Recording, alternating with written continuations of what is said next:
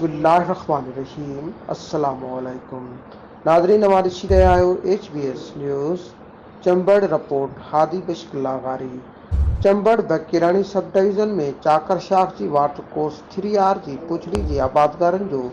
संदस classy ज़िम्मेदार चौधरी बशीर गुजर ऐं उनके भाइटे इमरान गुजर जी ज़ियादतियुनि ख़िलाफ़ चंबड़ प्रेस क्लब आॾो एहतजाजी मुज़ाहिरो कयो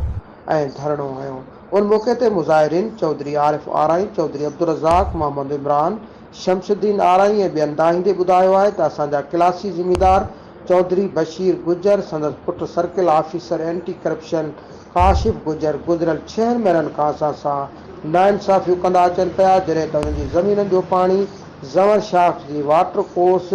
5BL ते मुक़ररु आहे, पर हू पंहिंजे हिसे जो पाणी वहण बजाए असांजी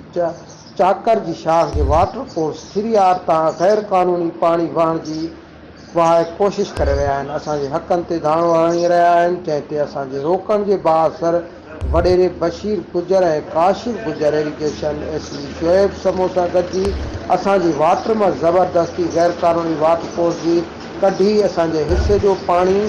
चोरी करण जी कोशिश करे रहिया आहिनि ऐं असांखे मुख़्तलिफ़ हरबा इस्तेमालु करे असांखे हिरासमेंट करे रहिया आहिनि ऐं असांजे ज़रई ज़मीनुनि ते कमु कंदड़ हारियुनि ऐं मज़दूरनि खे मौत मार धमकी ॾेई रहिया आहिनि, जंहिं ख़िलाफ़ उन्हनि चंबड़ प्रेस क्लब आॾो एहतजाजी मुज़ाहिरो ऐं धरणो हयो आहे। मज़ीद ख़बरुनि जे लाइ हमारे संदा रहो HBS न्यूज़।